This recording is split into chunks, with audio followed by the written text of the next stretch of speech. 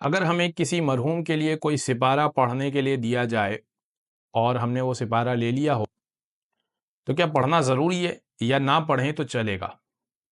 ये अक्सर ऐसा होता है कुरान ख़ानियों में कि सिपारे बाँट दिए जाते हैं और आप एक सिपारे की ज़िम्मेदारी कबूल कर लेते हैं और घर आकर फिर आप ये तसव्वुर करते हैं कि ये तो मैंने उस वक़्त ऐसे ही कह दिया था मुरव्वतन, मैं ना पढ़ूँ तो क्या चलेगा?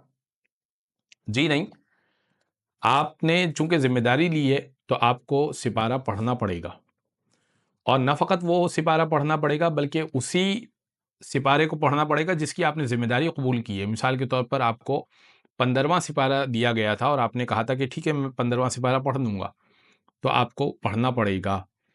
सिवाय ये कि आप जिन्होंने आपको ये ज़िम्मेदारी दी थी आप उनसे कह दें कि भई मुझसे नहीं पढ़ा जाएगा या मुझसे ये ज़िम्मेदारी उठा लें, मैं नहीं पढ़ सकता या मैं नहीं पढ़ सकती, तो ये एक अलग बात है। एक बार आपने ज़िम्मेदारी ले ली तो ये आप पर ज़रूरी हो गया।